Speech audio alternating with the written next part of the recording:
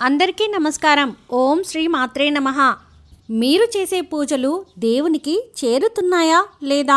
దేవునికి చేరితే ఈ సంకేతాలు కనిపిస్తాయి. శ్రీ గురుభ్యో నమః. ఓం శ్రీ మాత్రే నమః. మీరు చేసే పూజలు ప్రతి ఒక్కరూ కూడా ఇంట్లో పూజలు చేసుకుంటూ ఉంటారు. ప్రతి ఒక్కరూ ఇంట్లో దీపారాధన చేస్తూ ఉంటారు. అయితే మనం ఇంట్లో పూజ చేసేటప్పుడు కొన్ని శుభ సూచకాలు కనిపిస్తాయి.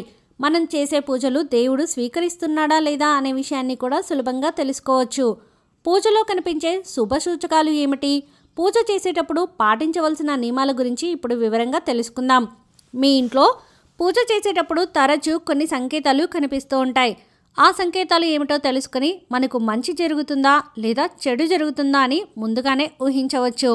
ఇంట్లో పూజా సమయంలో దేవుని ముందు దీపం వెలిగించేటప్పుడు ఒక్కోసారి మన చెయ్యి కాలుతుంది.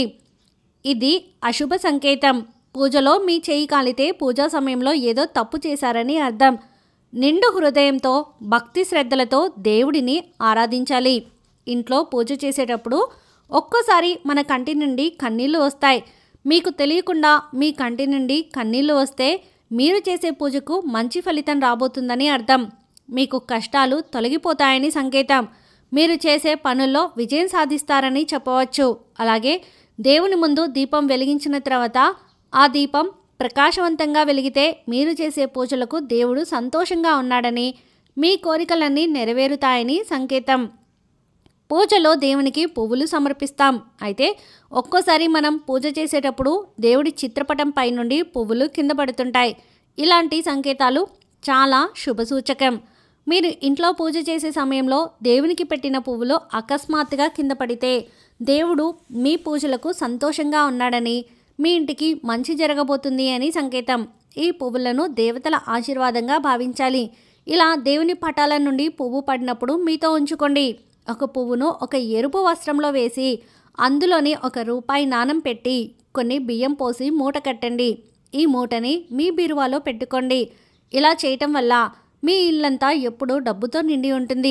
జీవితంలో డబ్బు కొరత ఏర్పడదు. అలాగే ఒక్కోసారి మనం పూజ చేసేటప్పుడు అకస్మాత్తుగా ఆవలింతలు వస్తూ ఉంటాయి. పూజ సమయంలో పదే పదే ఆవలిస్తే అది చాలా అశుభంగా చెబుతారు. పూజలో ఆవలింతలు మొదలైతే మీలో నెగటివ్ ఎనర్జీ ఉందని సంకేతం. ఇంట్లో దేవుని పూజ చేసేటప్పుడు నిలబడి దీపారాధన చేయకూడదు. నిలబడి పూజ చేయడం అస్సలు శ్రేయస్కరం కాదు. ఈ విధంగా పూజించడం వల్ల మీరు చేసే పూజలకు ఎటువంటి పుణ్య ఫలితం లభించదు. కాబట్టి ఇంట్లో నిలబడి పూజ చేయకండి. కూర్చుని మాత్రమే పూజ చేయండి. అలాగే ఇంట్లో పూజ చేసే సమయంలో చిన్న చిన్న పొరపాట్లు జరుగుతూ ఉంటాయి.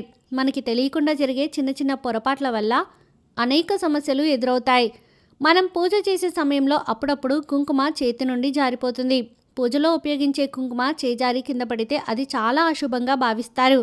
పూజ చేసే సమయంలో ఇలా జరిగితే మీ భర్తకు ఏదైనా సమస్యలు ఏర్పడతాయని సంకేతం. ఇలా కుంకుమ కింద పడినప్పుడు దాన్ని చీపురుతో ఉడవకుండా చేతితో శుభ్రం చేసి ఆ కుంకుమను పారుతున్న నీటిలో కలిపితే ఎలాంటి దోషం ఉండదు. అలాగే అప్పుడప్పుడు పూజ చేసే సమయంలో దేవుడి ముందు వెలిగించాల్సిన దీపం పొరపాటున కొండెక్కుతుంది. ఇలా జరగడం కూడా అశుభంగా భావిస్తారు. దీపం కొండెక్కితే కుటుంబంలో సమస్యలు ఎదురవుతాయని సంకేతం. ఇటువంటి సమయాల్లో దేవుడికి దండం పెట్టుకుని తిరిగి ఓం నమ శివాయ అనే మంత్రాన్ని చదివి దీపాన్ని వెలిగిస్తే ఎలాంటి దోషం ఉండదు. అలాగే ఇంట్లో దీపారాధన చేసేటప్పుడు దీపంలోని ఒత్తులు పూర్తిగా కాలిపోతే మీ ఇంటిపై దేవుని అనుగ్రహం ఉందని సంకేతం. మీరు కోరిన కోరికలు నెరవేరుతాయని, దేవుడి ఆశీస్సులు మీ ఇంటిపై ఉంటాయని అర్థం. మీ పూజ గదిలో బల్లి కనిపిస్తే చాలా శుభసూచకం. బల్లులను లక్ష్మీదేవి సంకేతంగా భావిస్తారు. కాబట్టి మీ పూజ గదిలో బల్లి కనిపిస్తే మీ ఇంట్లోకి లక్ష్మీదేవి అడుగు పెట్టబోతుందని, డబ్బు సమస్యలన్నీ తొలగిపోతాయని సంకేతం. అలాగే పూజ గదిలో నల్ల చిమ్ములు కనిపిస్తే మీరు త్వరలోనే ధనవంతులు కాబోతున్నారని సంకేతం. ఇది శుభసూచకం. మీ ఇంట్లోకి లక్ష్మీదేవి అడుగు పెట్టబోతుందని, మీ సమస్యలన్నీ తీరిపోతాయని అర్థం. అలాగే పూజ గదిలో దీపం వెలిగించినప్పుడు ఒక్కోసారి దీపం నుండి శబ్దం వస్తుంది. అలా అస్సలు రాకూడదు. దీపం ప్రశాంతంగా వెలుగుతూ ఉండాలి. అంతేకాని శబ్దం చేస్తూ ఉంటే మీరు చేసే పూజలు ఏదో తప్పులు చేస్తున్నారని అర్థం. అలాగే మీరు వెలిగించిన దీపం పైన పువ్వు పడితే మీరు చేసే పూజలు దేవునికి చేరుతున్నాయని, మీ పూజలతో దేవతలు సంతృప్తి చెందారని అర్థం. పూజలో వెలిగించే దీపాన్ని అగరబత్తులతో వెలిగించాలి. పూజలో దీపం వెలిగించిన తర్వాత దీపం దగ్గర అక్షింతలు వేయాలి. అలాగే దేవునికి కొట్టే కొబ్బరికాయ కులిపోతే చాలా చెడు సంకేతంగా భావిస్తారు. కొబ్బరికాయ కుళ్ళినప్పుడు దాన్ని తీసేసి మీ కాళ్ళు చేతులను శుభ్రంగా కడుక్కొని పూజ గదిలో పసుపు నీళ్లు చిలకరించి కొత్త కొబ్బరికాయని కొట్టండి. ఇలా చేయడం వల్ల ఎలాంటి దోషం ఉండదు. వాస్తుశాస్త్రం ప్రకారం ఇంట్లో పూజ చేసేటప్పుడు పూజలో ఉపయోగించే పూజా సామాగ్రిని మీ కుడివైపున పెట్టుకోవాలి. ఇలా చేయడం వల్ల మీ కుటుంబానికి ఐశ్వర్యం సిద్ధిస్తుంది. అలాగే పూజ గదిలో ఉపయోగించే పండ్లు, పువ్వులు, మంచినీరు, శంఖం వంటి వస్తువులను మీ ఎడమ వైపున పెట్టుకోవాలి. మనం నిత్యం చేసే పూజలో ఈ నియమాలను పాటిస్తే మీరు చేసే పూజలకు శుభ ఫలితాలు లభిస్తాయని విశ్వాసం. పూజ చేసే స్త్రీలు ఖచ్చితంగా కుంకుమ బొట్టు పెట్టుకోవాలి. కుంకుమకు దైవశక్తి ఉంటుంది. కుంకుమ పెట్టుకోకుండా దేవుడిని పూజిస్తే అసలు ఎలాంటి పుణ్య ఫలితం లభించదు. మీ పూజ గది ఎల్లప్పుడూ ఈశాన్య దిశలోనే ఉండాలి. ఈశాన్యం దిక్కున పూజ గది ఉంటే మీ కుటుంబానికి అష్టైశ్వర్యాలు లభిస్తాయి. మీ ఇంటి దగ్గర పక్షి గూడు ఉంటే లక్ష్మీదేవి అనుగ్రహంతో మీకు మంచి రోజులు రాబోతున్నాయని సంకేతం. ఆకస్మిక ధనాన్ని పొందబోతున్నారని అర్థం. ఇంట్లో పూజ చేసిన తర్వాత ఖచ్చితంగా ఇలా చేయాలి. అప్పుడే మీ పూజకు పుణ్యం కలుగుతుంది. ప్రతి ఒక్కరూ ఇంట్లో దీపారాధన చేసుకుంటారు. ఏ ఇంట్లో అయితే ప్రతినిత్యం దీపారాధన చేస్తారో అలాంటి ఇళ్లలో దేవతలు తిరుగుతూ ఉంటారు. ఆ కుటుంబంలో ఎలాంటి కష్టాలు లేకుండా ఉంటారు. దేవుని పూజకు చాలా విశిష్టత ఉంది. అయితే మీరు ఎన్ని పూజలు చేసినా సరే మీ కష్టాలు తీరట్లేదని బాధపడేవారు మీ పూజలో ఈ తప్పులు చేస్తున్నారేమో ఒక్కసారి చెక్ చేసుకోండి. మన శాస్త్రాలలో చెప్పబడిన పూజా నియమాలను తెలుసుకుని దేవునికి భక్తిపూర్వకంగా పూజ చేస్తే అఖండ రాజయోగం మీ ఇంటికి లభిస్తుంది. 7 తరాల ఐశ్వర్యం మీ ఇంటికి చేకూరుతుంది. అయితే అన్నిటికన్నా ముఖ్యమైన విషయం ఏమిటంటే ఇంట్లో పూజ పూర్తయిన తర్వాత ఖచ్చితంగా కొన్ని నియమాలు పాటించాలి. పూజ చేసినంత మాత్రాన పుణ్యఫలితం దక్కదు. ఇంట్లో పూజ పూర్తయిన తర్వాత కూడా కొన్ని నియమాలను తప్పక పాటించాలి. ఆ దీపారాధన నియమాలను పాటిస్తేనే ఆ దేవుని ఆశీర్వాదం మీ ఇంటిపై ఉంటుంది. దీపారాధన విధి విధానాలు అలాగే ఇంట్లో పూజ పూర్తయిన తర్వాత తప్పక పాటించవలసిన కొన్ని ముఖ్యమైన నియమాల గురించి ఇప్పుడు తెలుసుకుందాం. దీపం వెలుగులో ముక్కోటి దేవతలు కొలువై ఉంటారు. సరైన పద్ధతిలో ఇంట్లో దీపారాధన చేసి చూడండి. మీ ఇంట్లో ఎలాంటి కష్టాలు లేకుండా అదృష్టం వరిస్తుంది. ఆ ముక్కోటి దేవతల ఆశీర్వాదం లభిస్తుంది. ఇంట్లో పూజ చేసే ముందు అలాగే ఇంట్లో పూజ పూర్తయిన తర్వాత ఈ నియమాలను పాటించండి. ఇంట్లో పూజ చేసేటప్పుడు ముందుగా మీ ఇల్లంతా శుభ్రం చేసుకోవాలి. కళ్ళు ఉప్పు నీటిలో వేసి ఇల్లంతా శుభ్రం చేసుకోండి. మీ ఇంట్లో ఉన్న దరిద్ర దేవత బయటకు వెళ్ళిపోయి మీ ఇంట్లోకి లక్ష్మీదేవి అడుగు పెడుతుంది. ఇల్లంతా శుభ్రం చేయలేని వారు ఇల్లంతా పసుపు నీళ్లు చిలకరించుకోండి. అలాగే పూజ చేసే ఆడవారు తప్పనిసరిగా తలస్నానం చేయాలి. అయితే తలస్నానం చేయలేని ఆడవారు పాపిట్లో కుంకుమ బొట్టు పెట్టుకొని దీపారాధన చేసుకోవచ్చు.